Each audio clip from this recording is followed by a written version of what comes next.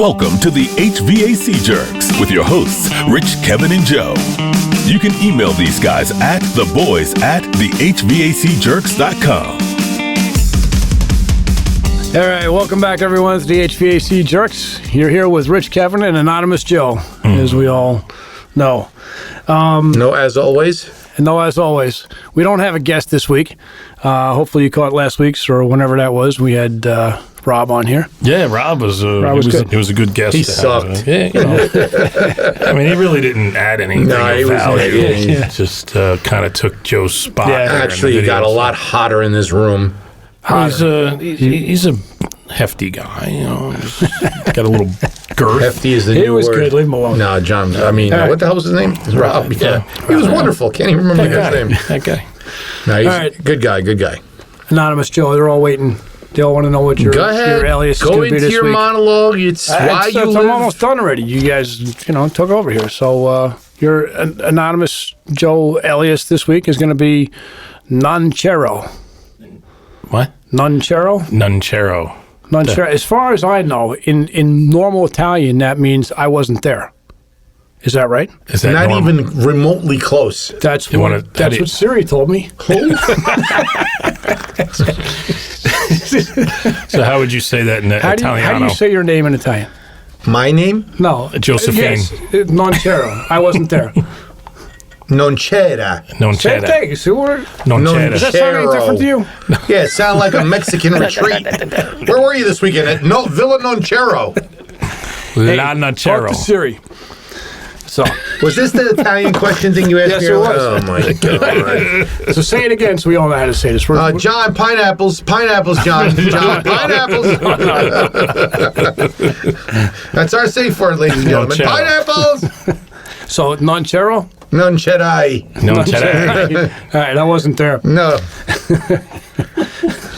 Didn't I hear you say that all the time? I wasn't there? No. Never. All right. I don't know who the hell he's talking to. I told you, I talked to Siri. Yeah, well, maybe Siri wasn't there either. Was it the Italian version?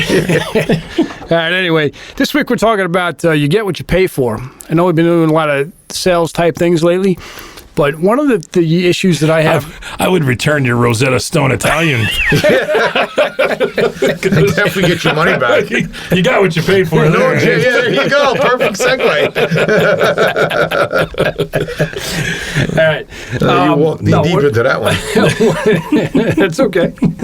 As I was saying, one of the problems I have in this industry is trying to get across to our customers how you really get what you pay for, and you go out there and propose something as a legitimate company, and you give them a price of $5,000 or whatever, and they say, well, I'm going to buy it from the guy down the block for $3,600, the guy in the station wagon, and you try to explain to them that you're going to have all these problems, or they're not going to do this, or they're not going to do that, and then inevitably, 75% of the time, they end up calling you 6 months later to fix all the problems, and they spend twice as much money. There's risk factors in going with the lesser company or the lesser price necessarily.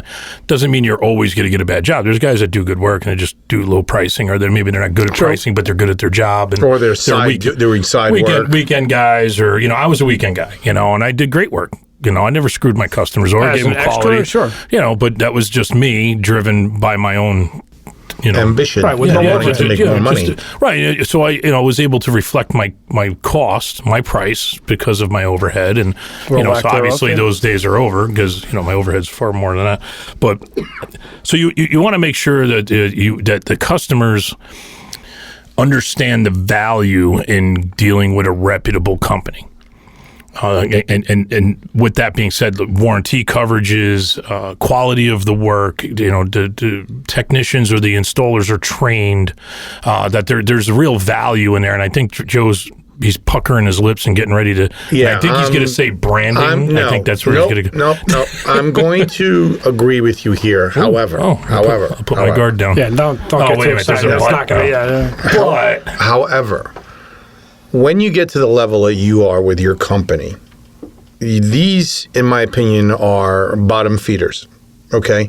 They're not interested in quality. They're not interested in anything but the number. You talking about the customer or the contractor? Customer. Okay. Okay? The customer is that guy who, or whoever, who wants the job done for as little or next to nothing as possible because everything else is bullshit in their mind. Because they don't put any value on anything you do. Exactly. Right. Or anything probably in their lives. And this is a very big thing for guys to understand when you're going up against people like this. You got to really weigh whether or not you're going to waste all your time there. Right. You got to recognize the situation Say, and the personality You're type. right, sir. I can't compete with these people. If I could, then I'd be robbing you right now, because if I could come down my price difference from what this guy is doing, right. If I need to explain to you what the differences are between mine and his, you're better off going with him. But remember, if you have problems, I'm here for you, and the prices will be obviously different. Right. But this goes back to reputation building. Of course. And so that does carry a value. And like I said, they might look at it and say, I don't give a crap about your reputation. Right. I want it done for and $50. You know they're out there. Right. And that goes to, you get what you pay for. Pay me now, pay me later, whatever you want to call it. Exactly. And those guys are willing to take that gamble. You know, they still look like they're still looking at it like I saved thousands up front, so I'll be able to absorb anything you screw up. I think still walk away with the same price. I think legitimately, a lot of times they don't understand the differences. They really legitimately don't understand that you actually do provide more than the guy that's just down the block working out of his car. I think Joe said it right. Of course you do, though. They do. They just choose not to recognize some it. do, and some choose not to recognize it. But I think some people really don't know the difference. Well, again, that's an evaluation you're going to make. Are you going to be beating yourself in the head trying to convince the guy because he's got a predetermined disposition, or is it like an education, or like he said on the last video, maybe the customer doesn't know, right? And this is where your opportunity comes in. Explain the differences between you and the guy in the white van. Right. So, but you have to know that customer. You'll know it in the first 10 And there's minutes. a lot of things that your reputation spells that out. Your website, your quality of the vehicles that you're driving around, what your guys look like, the work that was been performed before, reviews on websites and and everything else that's out there. That's all going to reflect on. Yeah. What about when you say, here's my company, recommendations? Right? Recommendations. This is where you're going to set the bar. This is what we do. We follow through. If there's a problem, we do it. So there's a lot of people there's potential customers out there, like Joe's saying, that are bottom feeders that look for that company, know that they may be a small mom and pop, but they get a great reputation. I'm gonna beat them up and try to get them in here for as low as I possibly can. And if they can, good for them, because they're probably still going to get a quality job because that company has a reputation. But odds are that company will also recognize when to walk away, right? And say, you know what, like the questions you're asking and the things you're demanding, get to a point where I have other customers that are willing to pay me without the aggravation. And I'm sorry, but we're not the company for you. Yeah, I mean, just like you let off with the shoes earlier, that we should have a display of every We're going to shoe. have a shoe display. There's a shoe for every foot, and there's a contractor for every person. Right? Get your shine box. Exactly. But listen, I'm going to give you guys a perfect example that I just went through. And it was with my pool. Mm-hmm. I had the money. I put it away. I needed a liner. I was willing to pay the going rate. I couldn't get guys to answer the phone. These were guys who are legitimate. These are guys who are not legitimate and working off the side. I can't even get these guys to answer a phone. Yeah. Well, or send a text message. Yeah. Two things are probably happening there. One is they don't care, or the other one is that they're that busy and they can't get to the phone, which could be a legitimate thing, but it's bad for business for them. Listen, you would not be in business if you didn't answer your phone. Well, they're answering the phone enough to stay busy elsewhere, but it's not building their reputation. Right, because it's a marginal business. It's a few months a year, right, and they're thriving. I get it. I started this process in October to try to get a guy to come to my house. This is months. Months. It's just like I started Wednesday. Right. And I'm like, I didn't even close my pool. I'm like, I need you here April 1st, okay? I kind of give you a little bit of a heads up, but okay, we'll be there. And then the guy finally did come. He says, well, there might be some wrinkles left in the pool. I says, well, what do you mean? He says, well, I'm not really that good at this. No, I says, well, you got to put a vacuum in to draw out the wrinkles. He goes, vacuum? I don't use vacuum. We do. I'm like, have you ever done one of these before?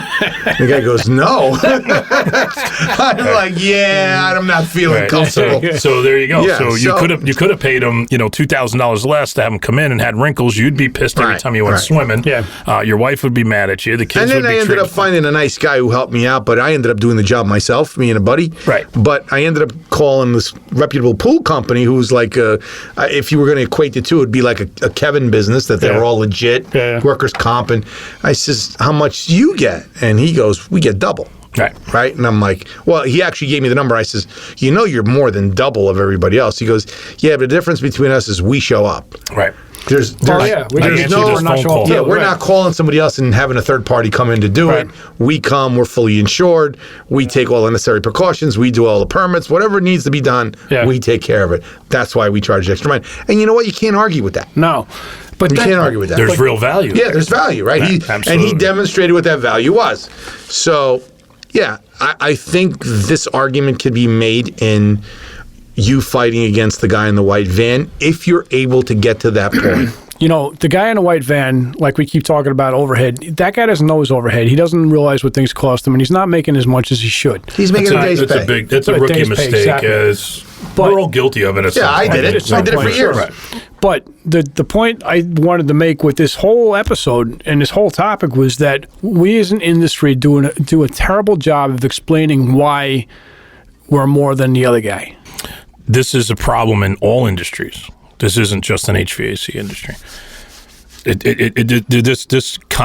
The topic applies in all trades. It applies to everything. It applies to anything. You get what you pay for. If you're going to go to Christmas tree shop and you're going to go buy candelabras, you know what I mean? Like, you're not getting. How many do you have on your piano? You're not. How many getting candelabras does he have on his piano? On his baby grand? Listen, it looks like a baby grand, but it's really not. But I got what I paid for. There's no strings. So, but if you're going to a place that's shipping and importing stuff from Thailand or Japan or China, wherever these third world nations are mass producing these candelabras, and you're going in and you're getting them for $1.99, you're like, well, it's a great deal, and you get it home and it falls over and it doesn't stand up. You got what you paid for. Like you bought a $2 candelabra, but if you're going to go to Tiffany and you're going to get a candelabra, well, let me tell you something. You're going to spend $10,000 and it's going to stand level. Wait a minute. Is this going back to a brand? No, it's going to quality of product. Which is a brand? Could be. That's going to be another round two. We're going to have to go back to that. I don't know. Okay. So that's good. But yeah, no, he's right. No, there's a level of quality, and there's a lot of brands out there that have built quality and stayed with it. Hallelujah. That have stayed with it. There's a lot of them that just use their name to sell the product that's not the same standard. Okay. So there's a change in how our industries of companies have changed of recent. They're more about lowering the quality and selling it at the same brand level, name level, and taking more for less. And so I have a problem with that.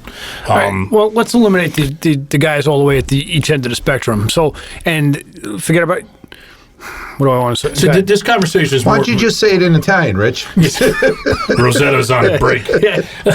So Siri says, "Non churro." Homeowners are driven to negotiate and bargain. Like I think most consumers, I say, are driven to negotiate to some level. Some cultures are much greater. Yes, more Middle Eastern cultures are driven. It's almost they can't pay retail. It's impossible. It's actually a status of manhood in their cultures to be able to negotiate. Right. So you have to recognize that going into that situation that's what you're going to deal with. So people are driven naturally to try to get a deal. And some people are okay with getting a free thermostat. Some people are okay with just paying you whatever it is you want, knowing that they're going to get as long as they get what they want, they're going to be cool with the price.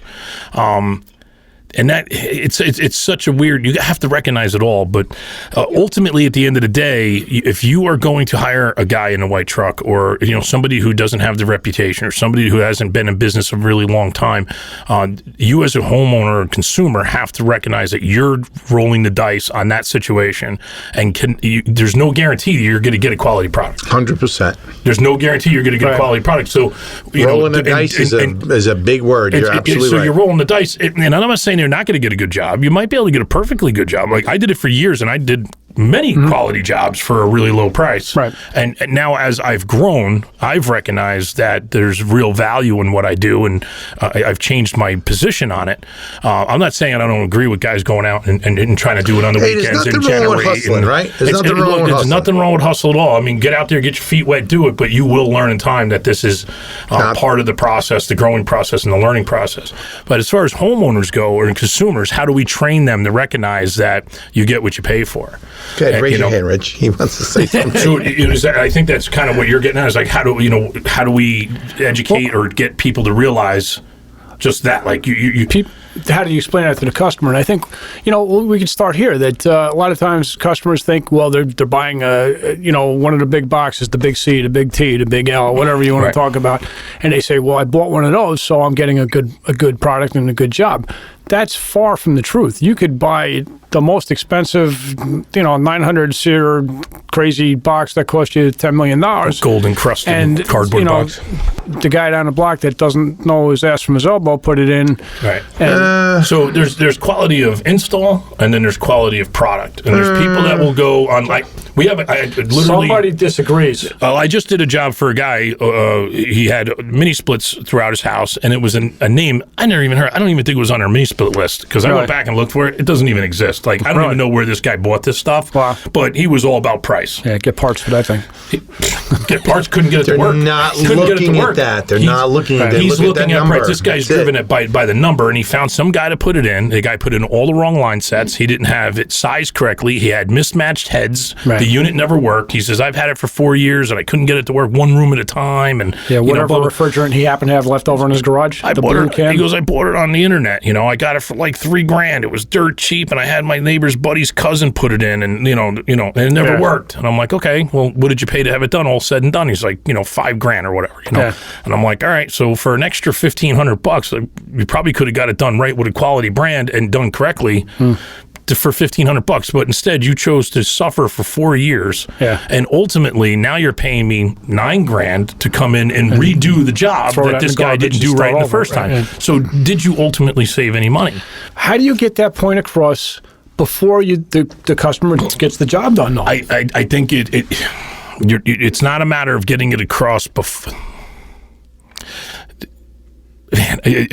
Customers have to experience it. Customers have to experience it to truly. It's too late then. Well, not necessarily, but you've maybe can convert that one. That one person at that one time, but beforehand they think they're doing the right thing by saving money, and so again, it goes back to educating the customer. Well, here's a question for both of you: how do you get the customer to tell you the truth about the other guy? Well, that's another situation today where they weren't going to tell us the company no matter what. It doesn't matter about the company. They're saying that other guy is $3,000 or $4,000 cheaper than you. They're not giving you apples to apples. But they don't know. That's the problem. They're not us. They don't understand. But even when you say, listen, I'll be glad to evaluate. You can redact the pricing. Just let me see what he's giving you page by page, and if it's similar to what I have. What happens when he said, when you look at the piece of paper, the estimate that the customer's got, and it says install a properly sized air conditioning unit in attic, $16,000. That's the difference. There's where I would jump all over and say, what does that mean? Did he explain to you what that means? The quality of the estimate? No, but this is the starting point of the quality of your job. We're going to give you a list of things so that you don't have any questions by the time you get to the bottom. And the list of things you're not going to get. So that's the difference between us. There's no guessing. You know exactly before you start or write me a check to begin what you are not receiving.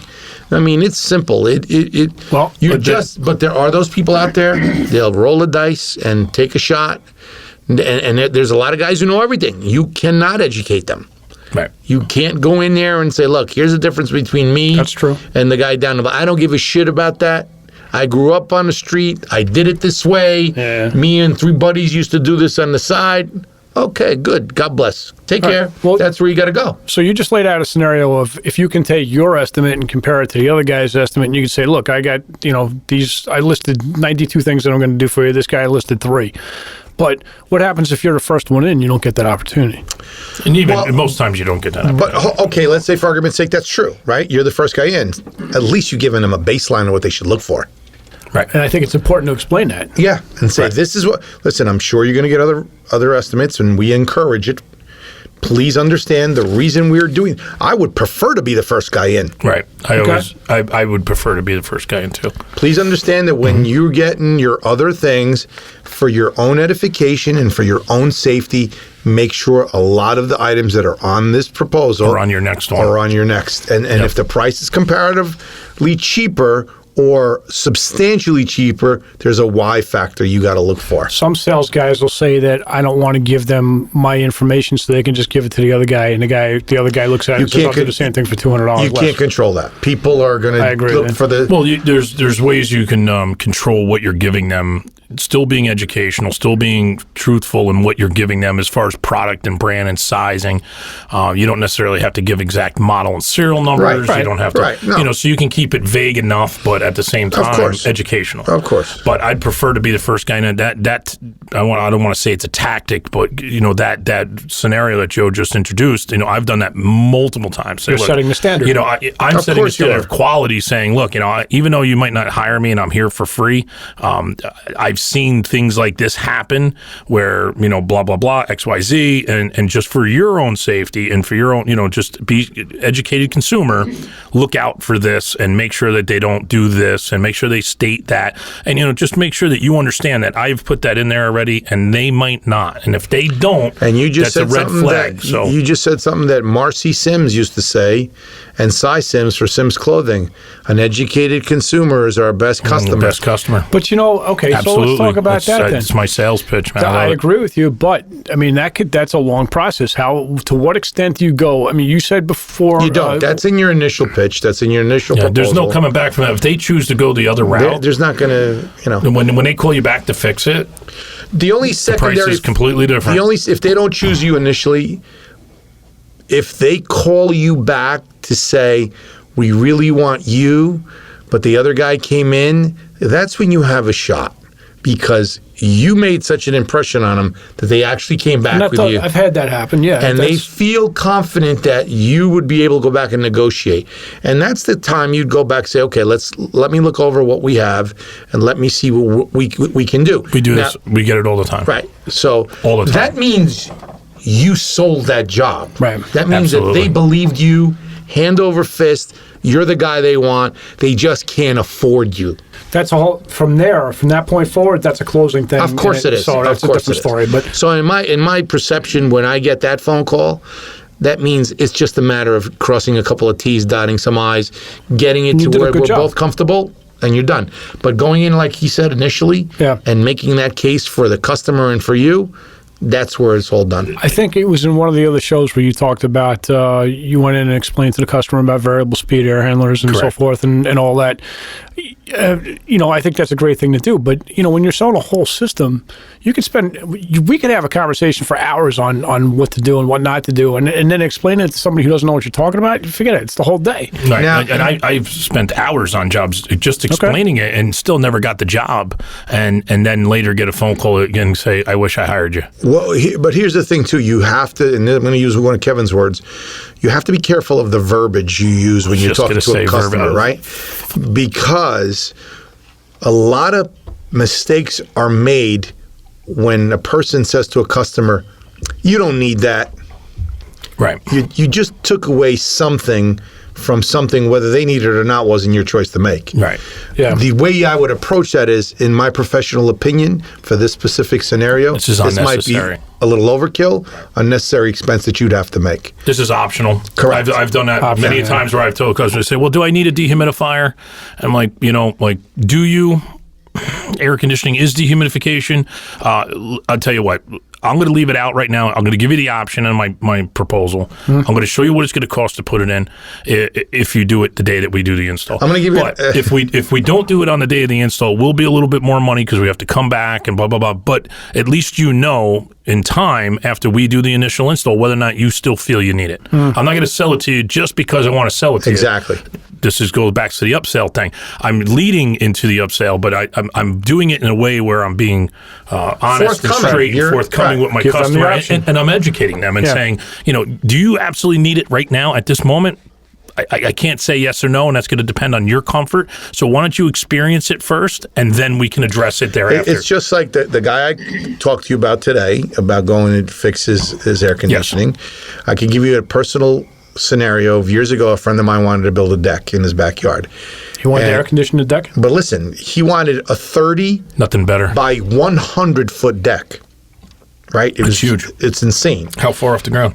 It was probably 6 feet in the air. It's the whole length of that out. So he got a bunch of people to come in, and they all said, "What do you need this for? You don't need something this big." Right.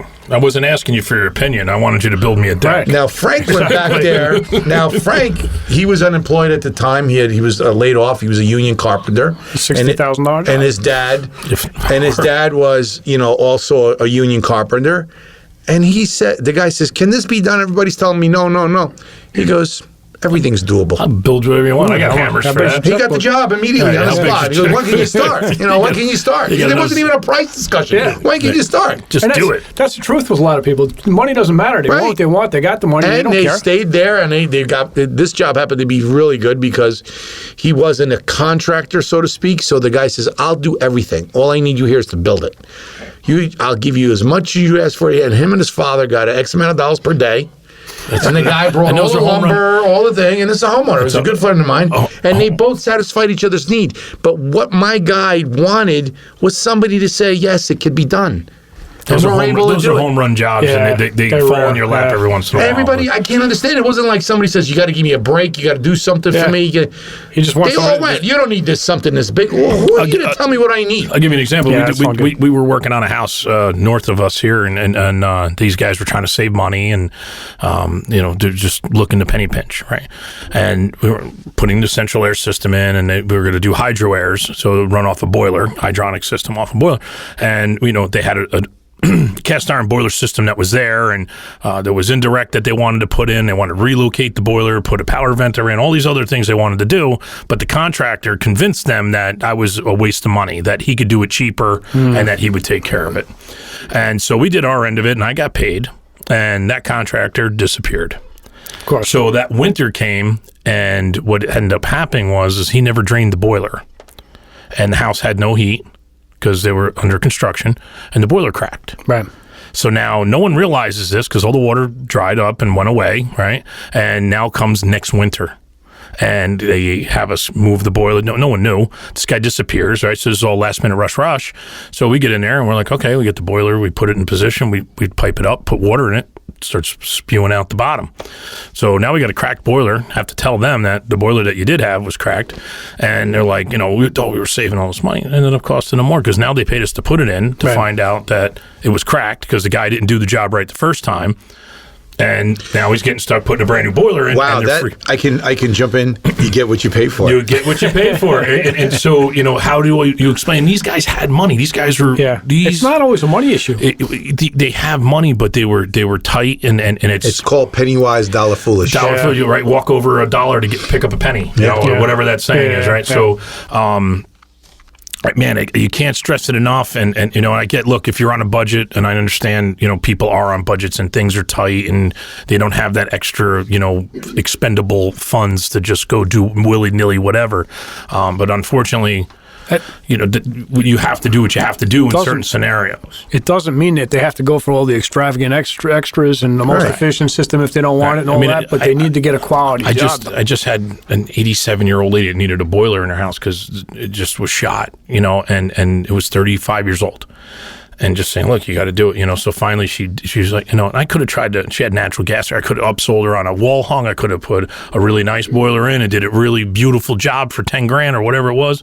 But that's not what she wanted. She wanted a cast iron with a Beckett and a coil. Yeah. That's what I want. That's what was here for 35 years, and that's what I want back in here. I'm not even going to try to argue with this lady. I'm going to give her what she wants. Yeah. I gave her what she wanted. She has heat and hot water. She's loving life, right? So you got to pick and choose your battles and know when to step in. But you get what you pay for ultimately. There's no way around this. This is it's like Murphy's Law. If it can, it will, right? So this that's when you evaluate. That's when you evaluate. You get away with it once in a while, but the percentages are against you. I always want to put a book together and with all the horror stories some customers Another that book? use it.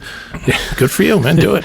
No, but think about it. If you went into your customer and say, look, here's, I need to explain this concept because a lot of people fall into this trap. And here's some of the horror stories of people that didn't spend the money or tried to save a buck. And not even saying that you need to go with me for my price. I want you to consider getting a quality job from whatever contractor you choose, and don't go just because you got a cheaper price from somebody else. All right. But you also keep in mind, too, take this to the other side. Now, we're talking about guys that are just, maybe not driving around in marked trucks or weekend warriors and saying that they're going to do a bad job. And we've defended that point, said they could do a quality job. Yeah. But also, at the same time, don't be fooled by companies that have billboards and fancy trucks. They could be worse than the guys with the white van. Right, because these guys are putting on a double-edged sword. It's a double-edged sword for sure. So make sure that you're doing your due diligence as a consumer, and know that you're getting a quality local person. Yeah, and now I can interject. What happens when you do pay? Do you actually get what you pay for? Well, that's right. So this goes both ways. Yeah. And so just because they got a big fancy truck or a billboard or, and they say, oh, we're in town. And, so look, if they don't have a local reputation, I would say be wary. Yeah, that's sometimes you get the bigger companies that are quantity and not quality, and they lose control of what their guys are doing. That's really and I'll go back to it was an epidemic, not an epidemic, but a scenario for some years there where chimney companies were coming in from all over the place and just driving around looking for chimneys and finding, housewives at home or little old ladies or old men, and you're going to die in your sleep tonight if you don't put a chimney liner in. And my boss said I could take $500 off. We're going to do it today, and they put a stainless steel cap on the top and a T sticking out of the wall, put some cement on it, put their tools in the yard, make it look really good, and they're out of there in 4 hours and they're on to the next one, and they make $3,500. Yeah, and then you people have caught on, and we're getting this is all over the news for years. We're getting license plates and finding out these guys were based out of Long Island under some bogus phone number, and they got a magnet on their truck and it looked really cool, looked reputable, and we'll come in for $39.95 to clean your chimney. Let me tell you something right now. Anybody who's doing the $39.95 cleaning on your chimney, your boiler, or anything else, be wary. They're just getting their foot in the door, and all they're doing is coming in to sell you shit you don't need. Yeah, it's got to make sense. That's just my opinion, and if someone wants to come on here and prove me otherwise, please do. It's true. Here come the emails. You're more than welcome. We'll set up true. mic number 4, and they can sit right here and explain to me how they walk in the door at $25 or $39 and sell anything for that's going to take a minimum of 1 hour and be truthful and honest and straightforward. It's a prospecting number. It's a prospecting That's a bullshit tactic, and I don't agree with it. Did you see the picture I had on Facebook recently? Had a guy put in a water heater and he did the gas line in PEX. Why not? So they do. That's such a, yes, they do gas in plastic. Now, I'm not talking about it, and they do it. I mean, it would hold it. Why wouldn't it? It's only 4 pounds of pressure. Or half a pound of polyethylene. But dangerous, anyway, but yes. But yeah, so anybody that's a consumer, please, do your due diligence, get multiple estimates. Yeah, don't look at the moral of the story is, if you're price hunting and price chopping, not all the time is your cheaper price going to be less expensive. Of course, but we're not really talking to homeowners. We're talking to the guys trying to. No, we're talking to the homeowners too. Whoever's listening, it could be both sides. We don't have that many listeners. So homeowners, they don't listen to you, Rich. They listen to me and Kevin. Business owners and the new guys that are out there and guys that are experienced, that have been in the field for all these years, and just it's a hard concept to convey to people. Some people they just don't know any other way, and they've done it their whole life, and people just have a history to make bad decisions. Yeah, this is the part where companies make the mistakes and drop their price.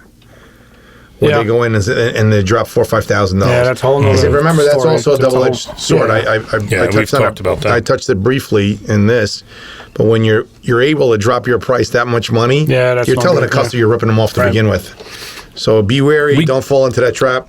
I would never do it that much, but I would, look, if there's an opportunity to get the job and I needed the job, I'd be willing to negotiate a little bit. There's always a little leeway in there. And again, closing techniques, so that's all. So that's a different topic. But, so getting it across to the young guys that are out there getting into sales or moving into dealing with customers face to face, and, just how to, say it in a way or to present it in a way that it's understandable to the homeowner customer in their best interest. Everything we're there to do is in their best interest. Right. It's never in the angle of you getting what you want as the guy selling the job. You're there to benefit them. That's what they're calling you for. You give them what they want. You give them what they want, and they will give you what you want. Yep. Ultimately, that's how it's going to work. So you are there to service them one way or another. And if all goes well, you'll be recommended to their friends. Exactly. Well, that's how that works. Yeah. And my business is that, 90+% recommendation. Yeah, My advertising does not bring in money. Yeah. I get it on reputation because I'm doing everybody's third cousin and second sister and,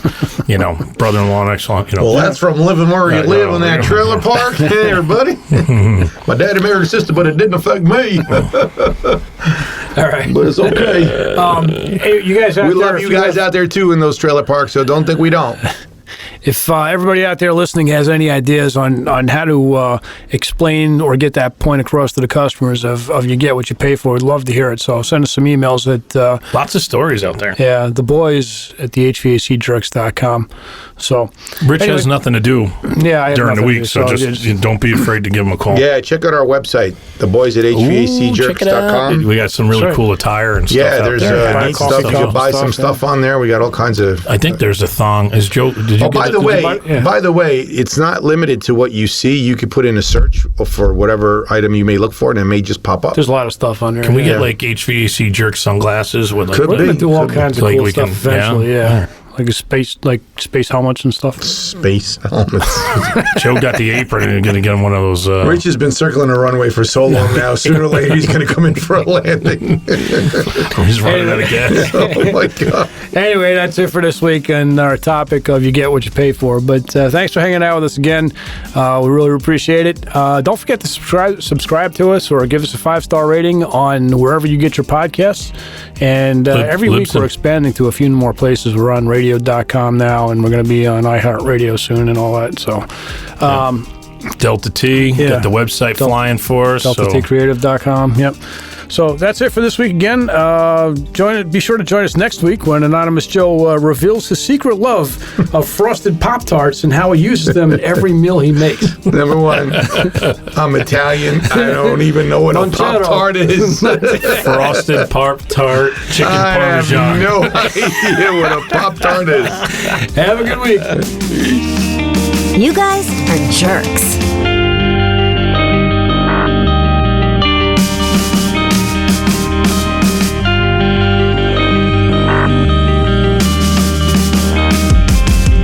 Follow the HVAC Jerks on Facebook and Instagram.